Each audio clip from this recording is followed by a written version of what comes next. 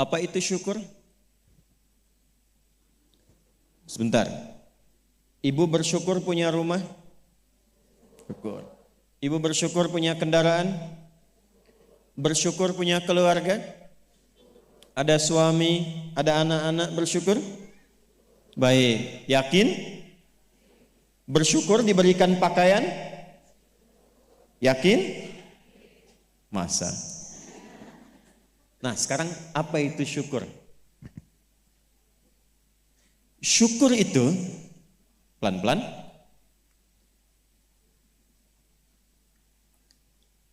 Syukur itu upaya menggunakan semua nikmat yang Allah titipkan, upaya menggunakan semua nikmat yang Allah titipkan sesuai dengan apa yang Allah inginkan, sesuai dengan apa yang Allah inginkan, dalam rangka mendekatkan diri kepada Allah Subhanahu wa taala. Contoh,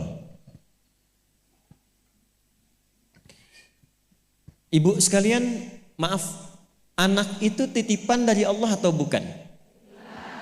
Yakin?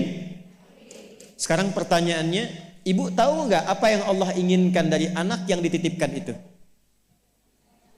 Jadi apa? Anak yang saleh. Saking inginnya mendapatkan anak yang saleh, bahkan setiap ibu sejak mengandung itu sudah bermohon kepada Allah. Itu ada di Quran surah ke-7 Al-A'raf di ayat 189 di ujung ayatnya. Ya, Quran surah 7 ayat 189. Falamma taghasyaha hamalat hamlan khafifa famarrat bi. Lihat ke ujung ayatnya. Falamma athqalat da'wallaha rabbahuma la in ataitana salihah lanakunanna minasyakirin. Suami istri itu kalau istrinya tengah mengandung, kemudian menjelang fase-fase kelahiran, sangat berharap dan berdoa mohon pada Allah, semoga anak yang terlahir ini menjadi anak yang soleh. Sepakat bu? Setiap ibu menginginkan anaknya menjadi anak yang soleh. Sepakat?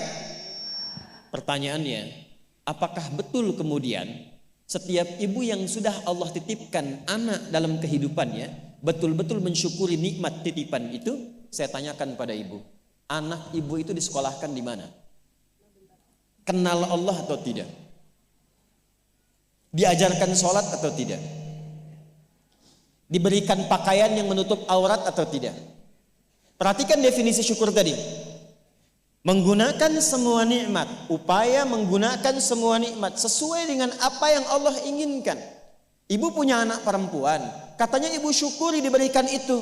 Sampai ibu bikin akikah, sampai undang tetangga, sampai selamatan. Tapi setelah dia bahkan menjelang balik, ibu kasih pakaian yang membuka auratnya. Itu bukan syukur namanya. Disekolahkan di tempat yang bahkan dia tidak mengenal Allah. Dikejar sampai di sininya nih. Nggak salah. Dilesin matematika, nggak salah, bagus. Les fisika, bagus. Les kimia, bagus. Ikut bimbel, bagus. Masuk kampus top, bagus. Tapi nggak kenal Allah, di mana syukurnya? Satu. Lihat pakaian yang selama ini Allah berikan kepada ibu sebagai titipan, dan itu akan dihisap. Buka lemari pakaiannya. Coba cek, ada nggak satu bagian pakaian yang belum pernah dipakai untuk ibadah? Coba lihat ketika beli tas mewah, sepatu baru, pakaian baru, sudah pernah dipakai ibadah belum? Jangan-jangan beli tas itu hanya untuk dipakai keundangan saja. Jadi ketika manusia mengundang, beli yang baru. Kenapa ketika Allah yang mengundang 5 kali dalam sehari, bahkan untuk memberikan solusi kehidupan, yang baru itu nggak pernah dipakai? Oh, kenapa pada diam? Satu, berasa ya?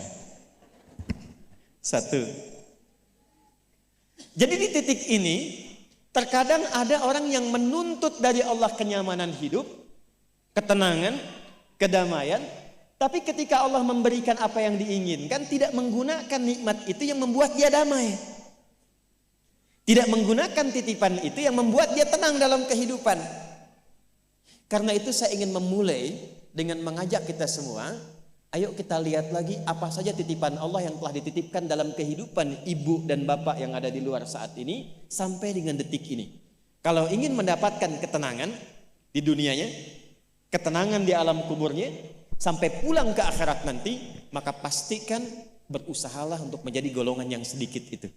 Gunakan semua nikmat itu pada hal yang Allah inginkan. Jika itu sudah dilakukan, saya berikan rahasia. Ini antara kita saja. Coba ibu buka surat ketiga. Belakang kedengeran gak? Alhamdulillah. Belakang kedengeran? Tidak. Kok bisa jawab? Surah 3 ayat 35 sampai 37. Quran surah 3 35 sampai 37. Sudah?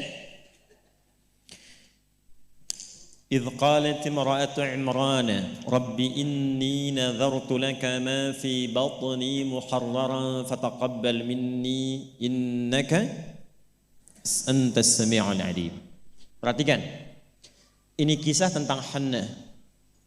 Saya hanya akan ambil kisah ibu saja dalam Quran. Hannah itu istrinya Imran alaihi wassalam. Nanti punya saudari namanya Eliasobat. Orang barat menyebutnya Elizabeth. Betul, Elizabeth itu bahasa sananya untuk Eliasobat itu saudarinya Hannah.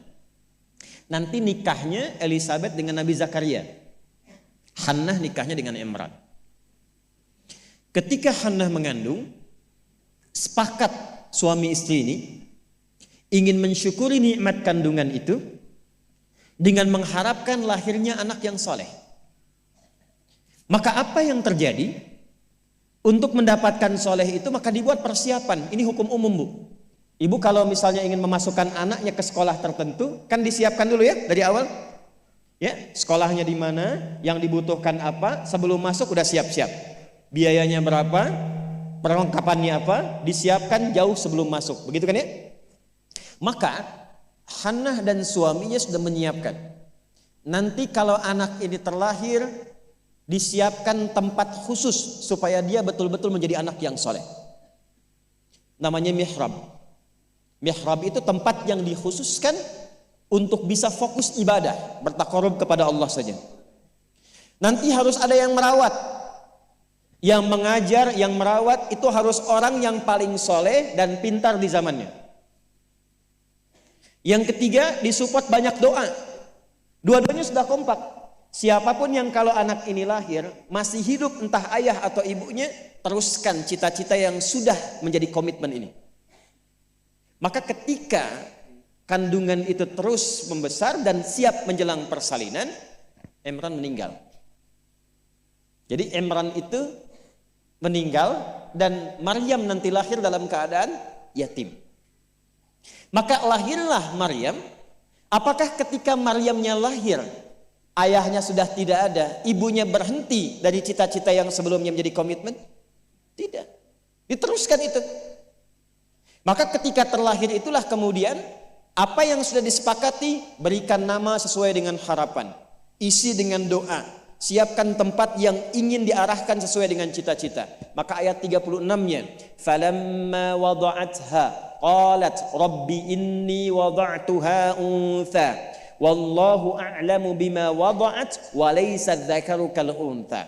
Harapannya lahir anak, kalau perempuan dia anak yang salihah, menjaga diri, menjauhkan dari perbuatan yang tercela, mendekat diri kepada Allah. Maka semua makna ini diwakili oleh satu nama, namanya Maryam.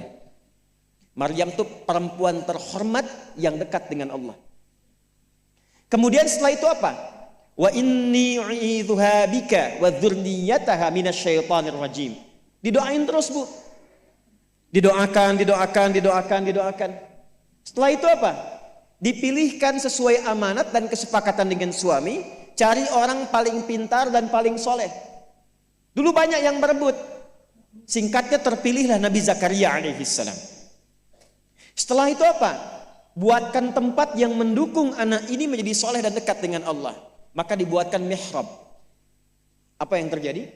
Ketika mihrabnya sudah siap, yang mendidiknya sudah siap, doanya mengalir, namanya sesuai dengan harapan, maka orang tua itu tidak sulit lagi untuk merawatnya. Setelah itu Allah yang berkenan memperhatikan sampai tumbuh dewasanya.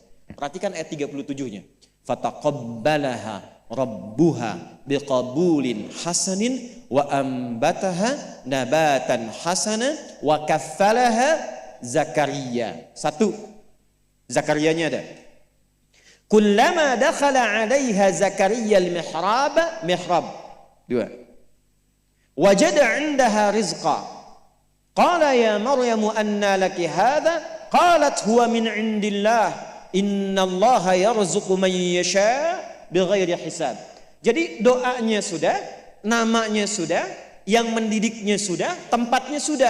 Kalau itu 4 terpenuhi, kata Allah, kamu hei Hannah, gak usah lelah lagi merawat anakmu itu.